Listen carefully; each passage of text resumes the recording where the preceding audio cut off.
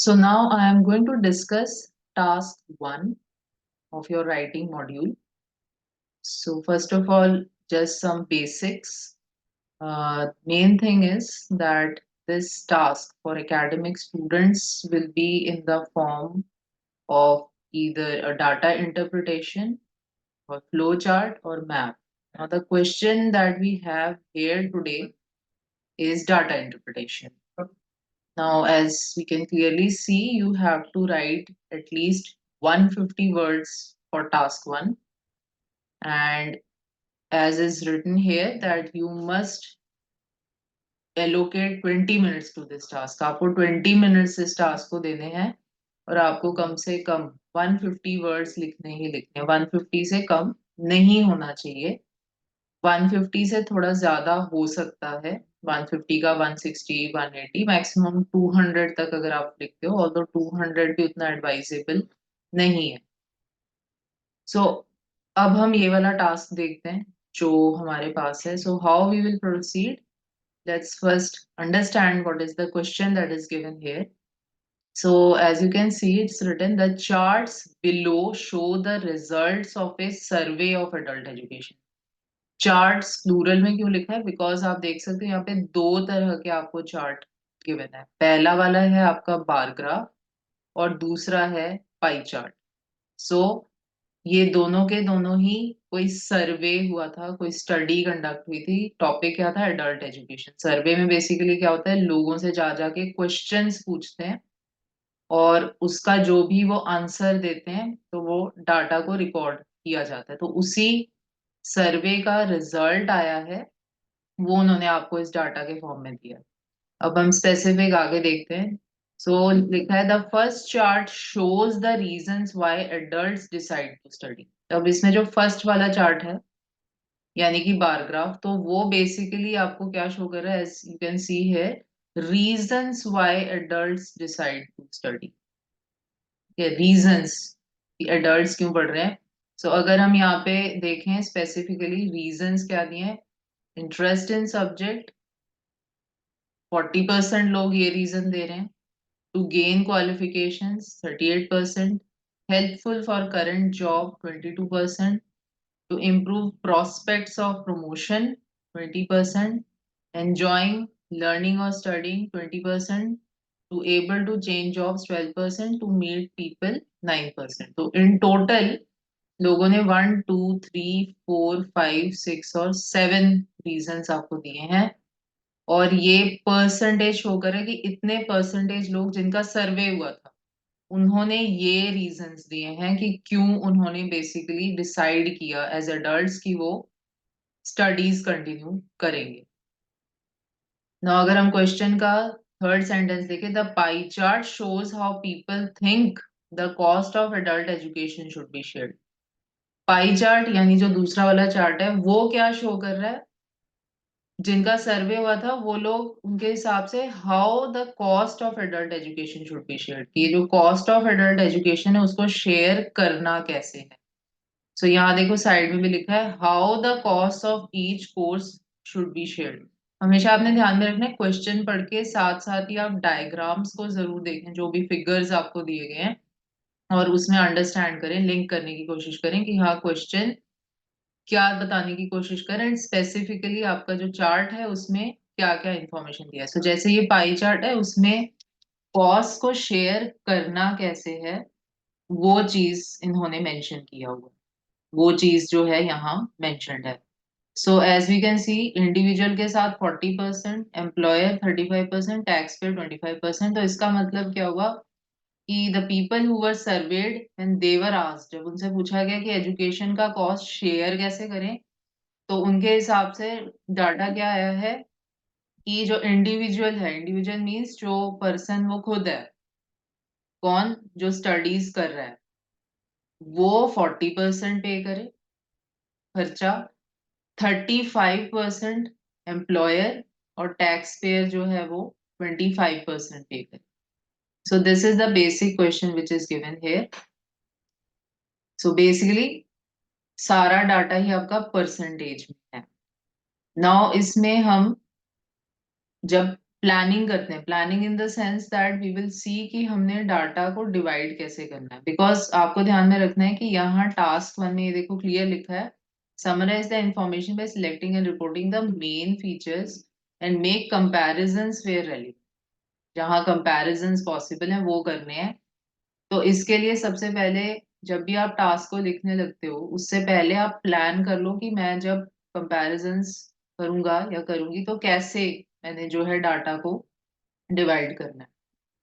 Like सबसे पहले अगर हम बार ग्राफ में जाते हैं तो बार ग्राफ में एज वी कैन सी कि ये आपका क्या है, ये डाटा आपका स्टैटिक है। अब ये स्टैटिक का मतलब क्या है कि यहाँ आप हमेशा एक्स एक्सिस जो है या कभी कभी आपका वाई एक्सिस इसमें देख लिया करो कि आपका कोई इयर्स या कोई भी टाइम रेफरेंस की इयर्स मेंशन्ड हो अलग अलग या आपका मंथ्स मेंशन्ड हो, ऐसे टाइप का कुछ है या नहीं। So as we can see here यहाँ पे ऐसा कुछ नहीं दिया हुआ, कोई भी ईयर का नहीं दिया हुआ है। सो इससे हमें पता लग गया कि ये डाटा स्टैटिक है, मतलब इसमें ओवर टाइम हमें कोई चेंज नहीं नजर आ रहा है। जैसा डाटा है वैसा ही रहेगा, उसमें आपको कोई इंक्रीज डिक्रीज कुछ नहीं नजर आ रहा। सो ऐसे केस में क्या होता है, हमें बेसिकली जो हाईएस्ट लोएस्ट फिगर्स हैं वो मेन देखने होते हैं, उसके अलावा अगर कुछ इंपॉर्टेंट है। फॉर इंस्टेंस अगर मैं बार ग्राफ का जब कंपैरिजन करूंगी तो मेरे को देखना है कि अच्छा हाईएस्ट दोनों फिगर्स कौन से थे, इंटरेस्ट इन सब्जेक्ट 40% और सेकंड हाईएस्ट है टू गेन क्वालिफिकेशन 38%। तो जब मैं डाटा डिस्क्राइब करूंगी सबसे पहले मैं इन दोनों से रिलेटेड एक सेंटेंस लिखूंगी। फिर क्योंकि कंपैरिजन करने हैं, तो कंपैरिजन में basically what I can do is highest है तो एकदम उसका एक्सट्रीम जो ऑपोजिट फिगर्स हैं लोएस्ट वाला, इसके बाद मुझे वो आइडली डिस्क्राइब करना चाहिए। सो इससे क्या होगा, अच्छा हाईएस्ट ये रीजन था, वेयर एज, ठीक है, आप वहां पे जो है कंपैरेटिव फिर फ्रेजेस भी यूज करेंगे, आगे हम उसमें डिस्कस भी करेंगे what all we can use. तो ये दोनों जैसे हैं, तो interest in subject 40% and to gain qualification 38%, highest figures इनको इकट्ठे ले लिया। और दूसरा सेंटेंस हम to able to change jobs 12%, to meet people 9%, इसको हम ले सकते हैं। इसके बाद और क्या हो सकता है, अब जैसे ये है to improve prospects of promotion enjoy learning studying, same figures हैं तो ये भी आप ले सकते हो। हेल्पफुल फॉर करंट जॉब को चाहे हम स्किप भी कर सकते हैं डाटा, क्योंकि आपको सारा इंफॉर्मेशन उठाने की जरूरत नहीं है। अगर काफी सारा डाटा है मेन मेन ले लिया, एक अगर आप नहीं भी लेते दैट इज फाइन। ये जब हम बार ग्राफ को डिस्क्राइब करेंगे उसमें यूज हो जाएगा। इसके बाद पाई चार्ट का अगर हम देखें उसमें तो वैसे भी डाटा बहुत कम है। सो उसमें obviously highest we can see individual 40% है, इसके बाद आपका एम्प्लॉयर का 35% है, लोएस्ट आपका 25%। तो ये हम बेसिकली हमने देख लिया कि जब हम लिखेंगे तो कैसे we can make the comparison. तो अब पैराग्राफ वाइज हम चलते हैं। सो 4 पैराग्राफ्स आपको इन टोटल लिखने होते हैं। 4 में पहला पैराग्राफ होता है आपका इंट्रोडक्शन। तो इंट्रोडक्शन में what you have to do is कि जो आपको क्वेश्चन गिवन है उसको आपने पैराफ्रेज करना है। पैराफ्रेज का मतलब होता है कि आपने उसमें सिनोनिम्स वगैरह यूज करके सेंटेंस का स्ट्रक्चर चेंज करके अपने तरीके से लिखना है। आप क्वेश्चन में आप याद रहे क्वेश्चन का जो स्टेटमेंट है उसको सेम टू सेम आप कॉपी नहीं कर सकते, या फिर वो आपके वर्ड काउंट में नहीं लिया जाएगा। आपको सेम चीज लिखनी है, मतलब मीनिंग नहीं चेंज होना चाहिए इंट्रोडक्शन का, बट अपना लैंग्वेज सिनोनिम सेंटेंस वगैरह का स्ट्रक्चर में चेंज कर। तो अब जैसे ये क्वेश्चन हमने पढ़ा था, तो अब यहाँ पे जैसे सबसे पहले जब भी आप इंट्रोडक्शन लिखने लगते हैं कुछ आप सिनोनिम्स वगैरह सोच लो इसके लिए। जैसे यहाँ पे आपका टास्क वन में जनरली ये वर्ड शो बहुत कॉमनली आपको देखने को मिलेगा। तो शो के लिए बेसिकली हम क्या कर सकते हैं, जैसे शो है,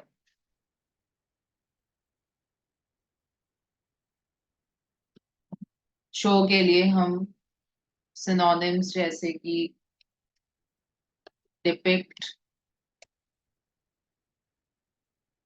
इलस्ट्रेट, इवन आप कंपेयर वर्ड भी यहाँ पे यूज कर सकते हो। कंपेयर ऑब्वियसली टास्क 1 में हम ये यूज कर सकते हैं, ठीक है। रिप्रेजेंट, ऐसे टाइप के आपके वर्ड्स आ सकते हैं। फिर जैसे यहाँ पे आप देख रहे हो वर्ड आया रिजल्ट्स, तो रिजल्ट्स के लिए जैसे आप ले सकते हो आउटकम, ठीक है। देन सर्वे को चाहे आप सर्वे ही रहने दो, ठीक है।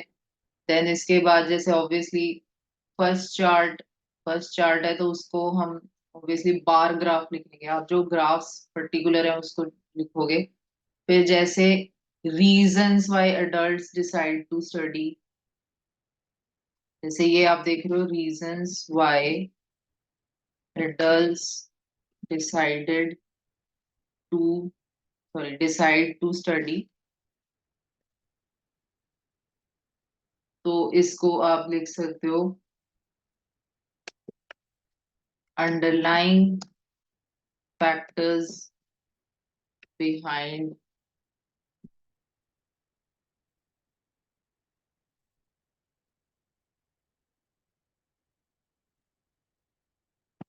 underlying factors behind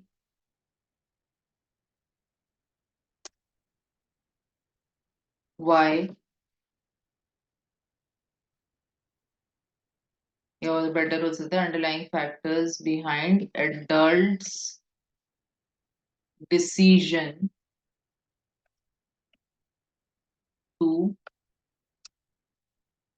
pursue studies, या फिर एजुकेशन, एजुकेशन भी हम यूज कर सकते हैं स्टडीज के बजाय। फिर जैसे इसमें हम देख सकते हैं pie chart shows how people think the cost of adult education should be shared, ऐसा क्वेश्चन में लिखा है, आप देख सकते हैं यहाँ पर। सो उसके जगह हम क्या लिख सकते हैं, how people think the cost of adult education should be shared जैसे लिखा है, how people think the cost of adult education should be shared, ये आपका फ्रेज गिवन था।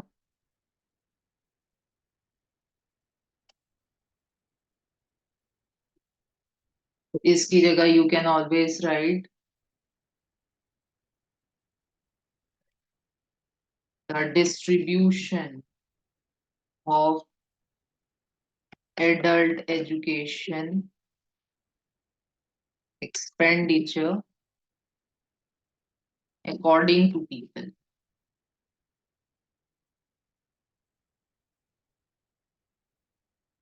according to,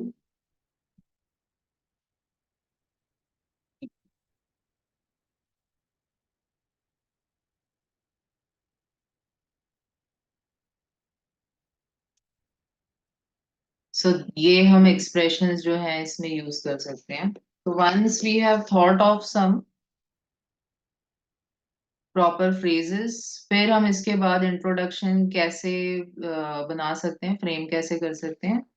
तो I'll just give you a sample. The bar chart provides information regarding the survey carried out to find out the reasons behind the studies pursued by adults, या फिर हम ऐसे बोल सकते हैं the given charts provide information about the outcome of a survey carried out to find out about adult education. The bar graph gives the reasons, or the bar graph depicts the underlying factors behind adults' decision to pursue education, while, फिर आप यहाँ पे जैसे sentence को connect करना चाहते हैं while या वेयर एज, ऐसे आप यूज कर सकते हो, while या फिर वेयर एज, while या whereas the pie chart depicts, or the pie chart illustrates the distribution of adult education expenditure according to people, ये चीज। ये आपका आ जाएगा।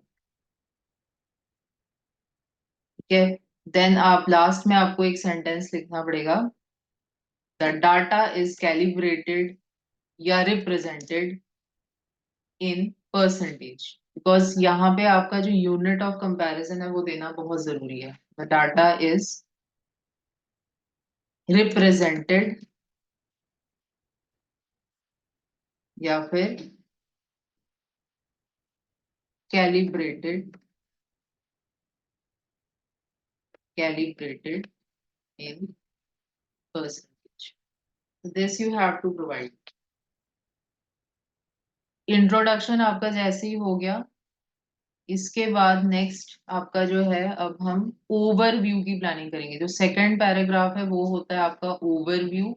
ओवरव्यू टास्क वन में देना बहुत जरूरी होता है। ओवरव्यू बेसिकली आपका जो है वो बिगर पिक्चर, जो मेन फीचर्स हैं, मेन फीचर्स है आपका ग्राफ का जो गिवन है उसको हमने हाईलाइट करना होता है। मेन फीचर्स मींस, अब जैसे ये वाला हम देख रहे हैं डाटा, हमने स्टार्टिंग में देखा था कि वो आपका स्टैटिक फिगर्स नहीं है। स्टैटिक फिगर्स में हम जब प्लानिंग कर रहे थे हमने हाईएस्ट लोएस्ट पे ध्यान दिया था, तो हाईएस्ट लोएस्ट जब हम प्लान कर रहे थे वो इन ए वे हमें ओवरव्यू के बारे में भी बता देता है। तो हमने देखा था कि interest in subject and to gain qualifications, ये basically highest among the highest reasons है। हाँ, टू बी मोर स्पेसिफिक, अगर मैं और स्पेसिफिक हो जाऊं तो हाईएस्ट जो रीजन है वो आपका इंटरेस्ट इन सब्जेक्ट है, ये सबसे कॉमन जो है रीजन है। और एक्सट्रीम एंड पे आपका क्या है, टू मीट पीपल। तो इसके लिए दैट मीन्स आप ओवरव्यू में पहला जो सेंटेंस बनाओगे, यानी बार ग्राफ के लिए जो आप ओवरव्यू दोगे, तो वो कुछ ऐसे होगा। हम जनरली एक स्पेशल फ्रेज से स्टार्ट कर सकते हैं, taking a closer look, it can be observed that, it can be observed that आप लिख सकते हो, या फिर और भी हैं। अभी के लिए हम it can be observed that ये लेते हैं। taking a closer look, it can be observed that maximum people cited interest in subject as their reason to study, while least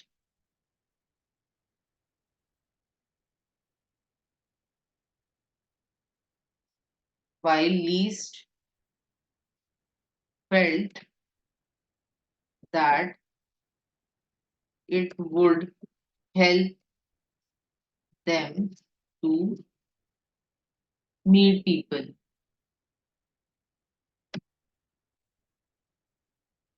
यहाँ पे आप पास्ट टेंस यूज करो तो बेस्ट होगा, although यहाँ कोई ईयर मेंशन नहीं है, बट स्टिल क्योंकि सर्वे हो चुका है, रिजल्ट्स आ चुके हैं, so this is past information, so best is use past tense. Past tense ही हम मोस्टली यूज करते हैं टास्क वन में। Taking a closer look, it can be observed that maximum people cited interest in subject as their reason to study, while least felt that it would help them to meet people। ये हमारा हो गया bar graph में overview का पहला sentence, bar graph से related. इसके बाद ऑब्वियसली पाई चार्ट आपका जो गिवन है उससे रिलेटेड भी आपको एक मेन ऑब्जर्वेशन देना है। तो मेन ऑब्जर्वेशन क्या है, अगेन हम हाईएस्ट वाला। अब इसमें क्योंकि डेटा कम है तो आप सिर्फ हाईएस्ट वाला भी बता दो, इनफ है, अदरवाइज आपका ओवरव्यू बहुत लंबा हो जाएगा। इसमें हमने हाईएस्ट लोएस्ट दे दिया एक ही सेंटेंस में, वाइल कनेक्टर जो कंट्रास्ट दिखाता है, ठीक है, ऑपोजिट मतलब हाईएस्ट लोएस्ट दिखाता है। अब हम पाई चार्ट का अगर लिखते हैं तो we can say more over, connector हम लगा सकते हैं, अकॉर्डिंग टू दो सर्वेड। ये हम एक्सप्रेशन क्यों यूज करें, ये दिखाने के लिए कि हाँ जिनके जिनका सर्वे हुआ था वो ये कह रहे हैं, बिकॉज हाउ पीपल थिंक ऐसे लिखा हुआ था, So moreover, according to those मतलब those people लिखना जरूरी नहीं है, those लिखना ही enough है to point that we are talking about the people जिनका सर्वे हुआ था. Moreover, according to those surveyed,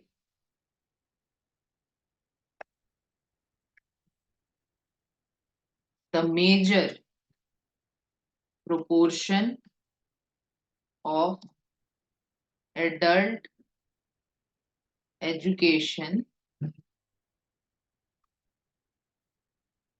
adult education expenditure या कॉस्ट भी लिख सकते हैं, must be paid by, हम दे सकते हैं बिकॉज पेमेंट है, paid by the individuals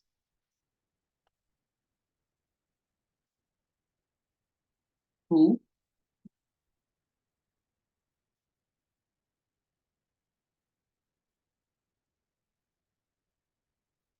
decided to study. So ये हमारा ओवरव्यू हो जाएगा.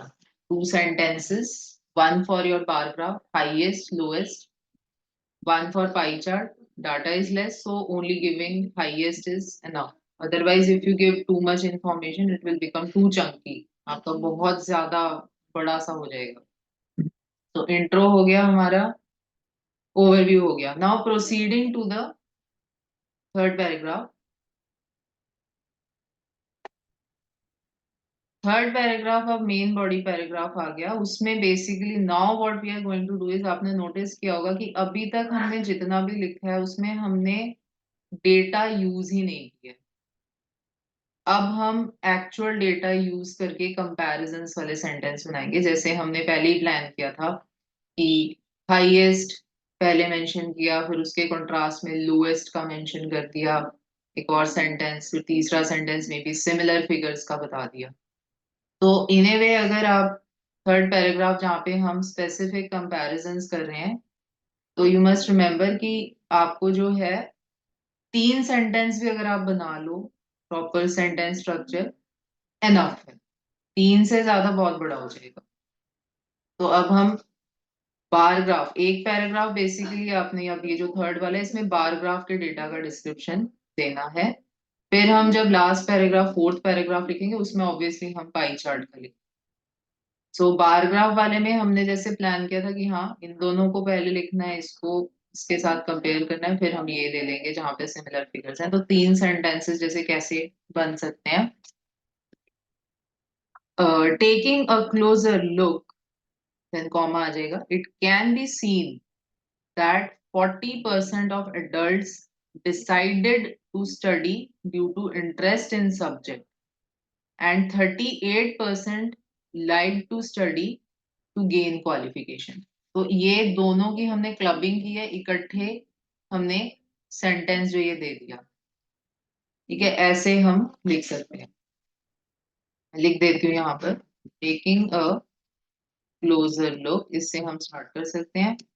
It can be seen that 40%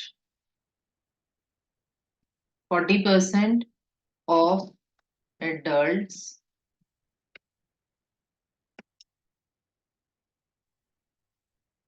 decided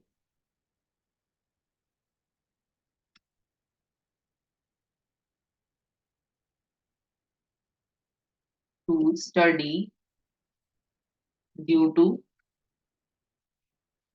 interest in subject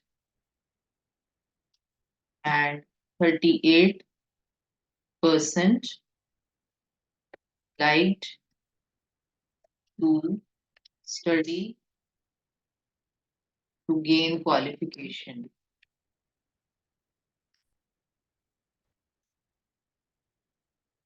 तो फर्स्ट टू को हमने क्लब करके हाईएस्ट दोनों फिगर्स उसका डिस्क्रिप्शन दे दिया, and how we are putting the figures also here. Then एकदम ऑपोजिट जो है कंपैरिजन हम करें तो लोएस्ट फिगर्स को अगर हम लेंगे तो इसमें जैसे यहाँ पे आपको कोई एक कनेक्टिंग वर्ड डालना पड़ेगा जो शो करेगा कि हाँ ये कंट्रास्ट में है, कि लोएस्ट एकदम ऑपोजिट एंड में. So you can always use something like by contrast, by contrast आप यूज कर सकते हो, या फिर आप यूज कर सकते हो on the other hand use कर सकते हो, या फिर आप यूज कर सकते हो ऑन द फ्लिप साइड।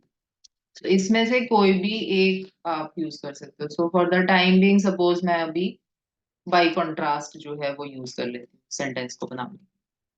सो मैं जो लोएस्ट दोनों हैं उसके लिए I will write by contrast the least rated reasons, ऐसे हम दे सकते हैं the least rated reasons were to B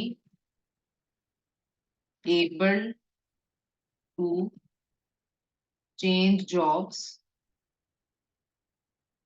and in order to meet people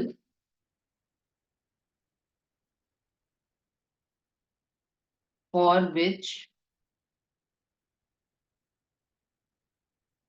the figures were recorded as 12% and 9% respectively. So अब आप देखो सेकंड वाला जो सेंटेंस है ये लोएस्ट फिगर्स को हाईलाइट कर रहा है, मैंने कनेक्टर यूज किया। और देखो सेंटेंस का स्ट्रक्चर भी मैंने चेंज किया। पहले वाले में स्ट्रक्चर क्या था, पहले फिगर फिर इसके बाद जिस चीज का फिगर है वो मैं लिख रही थी 40% of adult decided to study. लेकिन नेक्स्ट वाले में मैंने क्या किया है, फिगर्स को सेंटेंस के लास्ट में रखा है, लैटर पोर्शन में रखा है। The least rated reasons were to be able to change jobs and in order to meet people for which the figures were recorded as 12% 9% respectively. Respectively मतलब जिस सीक्वेंस में मैंने रीजंस को मेंशन किया, able to change jobs पहले mention किया तो तभी 12% जो फिगर में मेंशन की थी उसका मैंने मेंशन किया। ऑर्डर टू मीट पीपल बाद में मेंशन किया था तो इसीलिए उसका फिगर भी मैंने जब फिगर्स जहां लिख रही थी मैंने बाद में मेंशन किया। तो रेस्पेक्टिवली वर्ड वो सीक्वेंस को मैच करने में हेल्प कर रहा है। तो ये हो गया। फिर इसके बाद आप नेक्स्ट क्या लिख सकते हो, इक्वल वाला अगर आप लेना चाहते हो उसके बारे में लिख दो। आपको अगर लगता है कि ठीक है मैं करंट जॉब वाला भी उसमें फिट कर सकती हूँ या फिट कर सकता हूँ उसको भी आप लिख दो। Something like however those who decided to study because it would be helpful for current job were 22%। ठीक है, ये सेंटेंस में लिख नहीं रही हूँ, जस्ट यू कैन सी कि how it can be written. दो मैंने आपको सैंपल दे दिए हैं। तो ये आप जो है तीसरा सेंटेंस आप जोड़ सकते हो इसके बाद।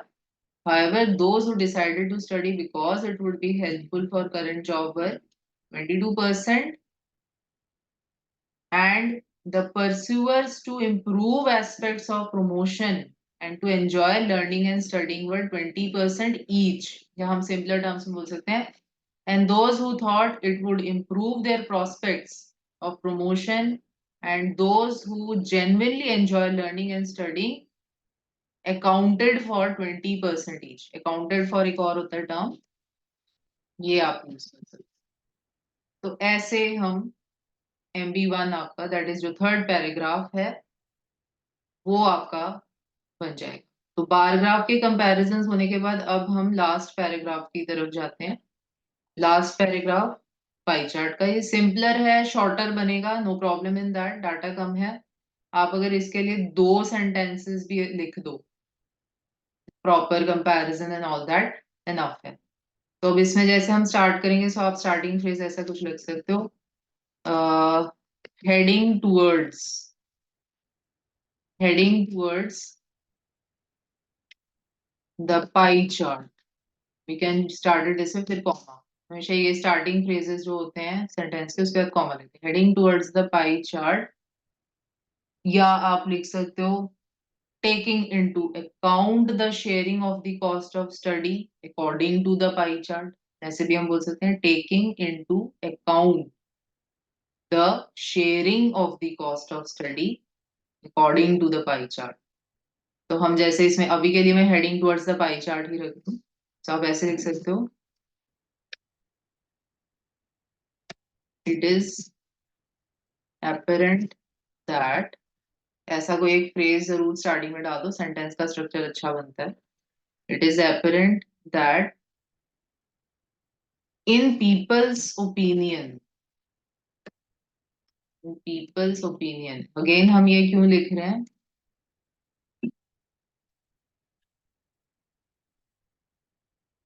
बिकॉज वी नो, ये सर्वे करके जिन लोगों का सर्वे हुआ था वो बोल रहे हैं, ये एक्चुअल शेयरिंग ऑफ कॉस्ट नहीं है, ये बस शो कर रहा है कि उनके हिसाब से कैसे. It is apparent that in people's opinion, तो हम सबसे क्या देख सकते हैं? 40% of the cost of adult education. ठीक है, 40% है फिगर, तो इसमें भी पहले मैं फिगर को पहले लूँ. 40% of the cost of adult education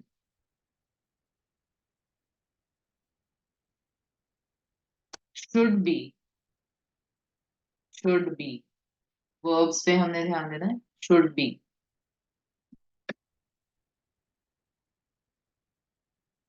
taken up by the individual himself. इसमें जो वर्ब्स वगैरह आते जा रहे हैं उस पे आप ध्यान दो. Should be taken up by the individual himself. While या वेयर एज भी यूज कर सकते हो. वेयर एज 35%, ठीक है, 35%, ये वाला हम लिख देंगे. 35% शुड बी सपोर्टेड बाई, ये देखिए आप जो वर्ब हम यूज कर रहे हैं, should be supported by the employers. Full stop. यहाँ पे आप फुल स्टॉप डाल के सेंटेंस को एंड कर दो, नहीं तो बहुत लेंदी हो जाएगा. तो इसी एक सेंटेंस में हमने दो बता दिए. बाकी जो लास्ट लोएस्ट वाला है उसके लिए आप एक सेकंड सेंटेंस लिख सकते हो. उसके लिए आप ऐसे कुछ लिख सकते हो. हाउएवर, जो कनेक्टर है, जैसे बट हम यूज करते हैं उस सेंस में. हाउएवर द रिमेनिंग आप या तो लिख दो 25%, जैसे आप देख पा रहे हो, या हम 25% को क्वार्टर भी बोलते हैं, तो थोड़ा डिफरेंट साउंड करने के लिए आप इवन वो भी यूज कर सकते हो. Remaining quarter of, remaining quarter of the adult education expenditure must be contributed by, ये एक और वर्ब है जैसे आप यूज कर सकते हो, contributed by, कि वो दे सकते हैं. so see, this is another verb, contributed by the taxpayers. Tax payer लिखो चाहे टैक्स पेयर्स लिखो, बोथ आर. इस तरीके से आपका फिर पाई चार्ट का डिस्क्रिप्शन भी हो जाएगा. सो 4 पैराग्राफ्स. फर्स्ट पैराग्राफ इंट्रोडक्शन, जिसमें हमने पैराफ्रेज करना है, ओन वर्ड्स में लिखना है. इनिशियली आप कुछ सिनोनिम्स वगैरह सोच लो. Second paragraph overview, pie sorry bar graph का मेन फीचर या features, highest lowest because static data है. पाई चार्ट जो है, पाई चार्ट, उसके भी हम मेन फीचर को उठा लेंगे, इसमें डाटा कम था तो हाईएस्ट. देन थर्ड पैराग्राफ, वहां से हम प्रॉपर डाटा यूज करके कंपैरिजंस करेंगे. So here first we will proceed with the description of the pie chart, sorry, with the description of the bar graph. So bar graph में हमने highest के लिए लिखा, फिर बिल्कुल ऑपोजिट एंड में लोएस्ट के लिए, फिर रिमेनिंग डेटा आप मेंशन कर सकते हो सिमिलर फिगर्स वाला. 22% वाला जो गिवन है वो आपकी चॉइस है, लिखना चाहते हो चाहे आप स्किप भी कर सकते हो. देन इसके बाद लास्ट पैराग्राफ, उसमें हम पाई चार्ट का डिस्क्रिप्शन देंगे और कंपैरिजंस करेंगे.